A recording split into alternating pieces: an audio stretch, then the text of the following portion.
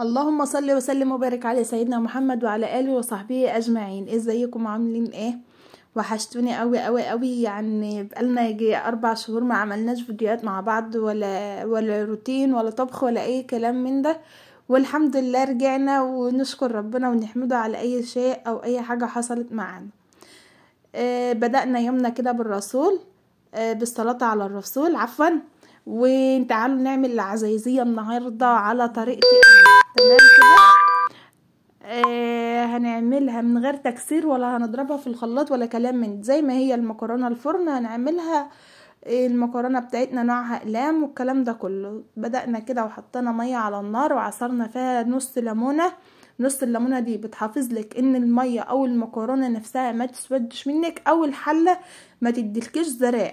يعني احنا اتكلمنا من اول ما بدأت اعمل فيديوهات معاكم وقلنا نص الليمونة في الحاجة اللي بتتسلق ما بتديلهاش زرع، حتى لما غلت هي ما ريمتش المية وهي بتغلي بالريم اللي هو بتاعها الابيض او الرغاوي الكتير على الوش ولا كلام من ده. والحله زي ما هي بيضه وزي الفل قدامنا، ونزلنا بكيس المكرونه بتاعنا. انا مش هعمل النهارده غير هو كيس واحد من المكرونه، وانا عايزاها رقيقه مش عايزاها عاليه زي كل دار.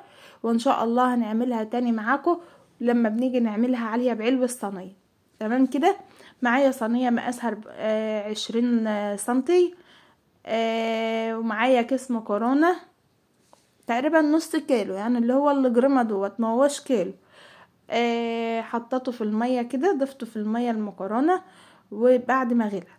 تعالوا بقى نشوف بقية مكوناتنا. انا ما بعملش بمكونات كتير تمام، بس اللي نسيت اطلعه معاكم نطرة الفانيليا او ربع معلقة فانيليا بسيطة كده، على عفوا ربع معلقة فانيليا صغيرة. تمام. معايا سمنة بلدي، معايا سكر بودر، معايا سكر من العادي بتاع التموين بتاعنا، معايا معلقة نشا هي اللي كانت فاضلة عندي.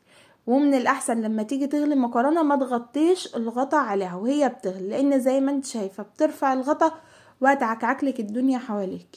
تمام كده. كان عندي حبة مواعين غسلتهم ورتبت المطبخ وانا واقفه كده معاكم، وكان عندي حبه لفت نضفتهم وظبطتهم. عما الميه غلت والكلام ده كله، المكرونه لسه قدامها كتير على ما تستوى. دوت انواع المكرونه دي حلو جدا جدا جدا. ببقى اعمل بلع زي برضو، بس بصراحه عملتها مره طلعت مفروله. يعني المكرونه ببساطه ديت تنفع في المكرونه الصلصه مهما تغليها ما بتعجنش. بترددها براحتك ما بتعجنش، الكلام ده كله بتفضل مفرفره وحلوه زي ما هي. انما المكرونه التانية ديت انا عاوزاها حلوه، عايزاها تطرى معايا. انا ما حطيتش زيت في ميه السليق، ما حطيتش ملح لان انا مش هعمل مكرونه مملحه. ما حطيتش اكتر من ليمونه في الميه. نسيبها تغلي ونجهز المكونات بتاعتنا التانية على بعض ونضيفهم على بعض. مجرد ما بخلص سلق المكرونه بضيفها على المكونات بتاعتي اللي في الصينيه. ممكن تقلبي اللبن بتاعك النشا في اللبن بتاعك وهو بارد، مش هيكلكع ولا هيربط ولا كلام من ده.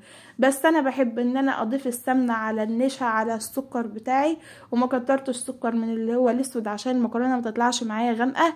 ضفت سكر بودر عشان تبقى طالعه بيضه كده وزي الفل زيكم. هنسلق المكرونه لحد ما وصلت للمرحله ديت، وهنسيبها تشرب ميتها كلها.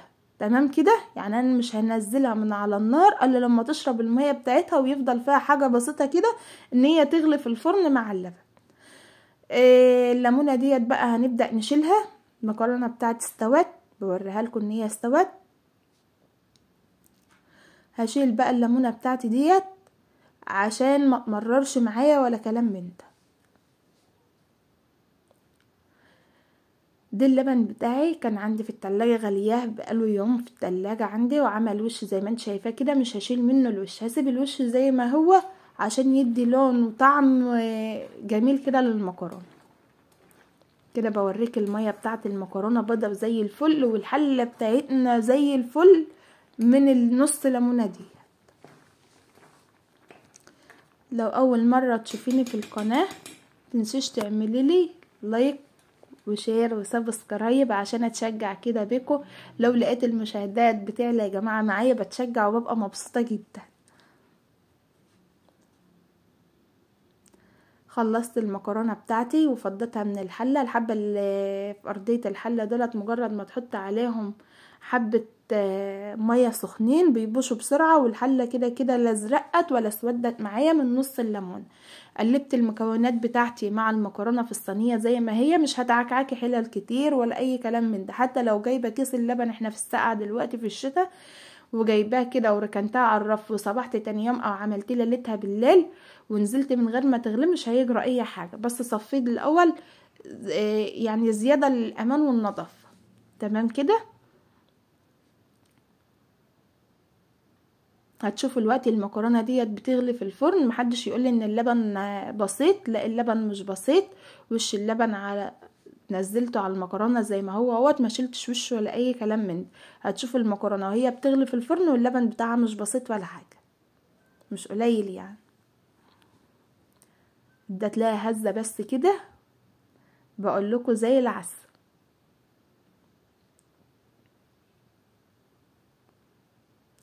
انا كنت بقى مولعه الفرن في قرب ما كانت المكرونه راح تستوى وسخن، هنزل عليها الصينيه على طول.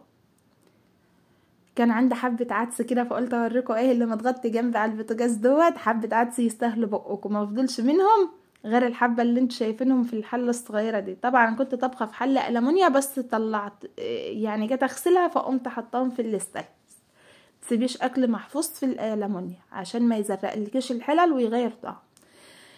دي شكل المكرونه وهي بتغلي في الفرن، ما شاء الله ما شاء الله، اكنك عامله معمر، مش مكرونه بلبن ولا عزيزيه، يعني زي ما بتحب تنطقيها قوليها.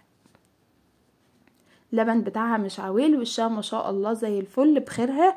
اللبن نزلته على المكرونه بخيره كله، ما شلتش الوش ولا اي حاجه ان انا استخدمه لاي حاجه تانية. بس عايزه اوريك التفاصيل بتاعتها وهي بتغلي. اوريكم رحمه بنتي بقى وهي قاعده بتتكلم في الفيديو وقاعده بتكذب وبتبشر علينا. تمام كده. كان حد بينده. اللفت دوت كنت منضفاه من بالليل يعني، ولا حطيت عليه ميه ولا اي حاجه، يعني غسلته وسبته كده من غير ميه ولا ملح ولا حاجه، فعشان كده غمق معايا بس حاجه بسيطه. لسه بقى نحط له اللعله ونظبطه لو الميه ايه ما لونتش معايا لوحدها. رحمه بتقول لكم جميله جدا، بقول لها يا كدابه. طلع ايه والله الوقت تسمعوا صوتها لوحدها، بس هي والله العظيم يا جماعه كانت جميله جدا. هي ايه المكرونه؟ لا يا شيخ، بيضه وزي الفل. احلى من ايه؟ بحب اطفي على المكرونه وهي فيها حبه لبن. يا كدابه. قولهم حطوا لي قلب ولايك. حط لي قلب ولايك.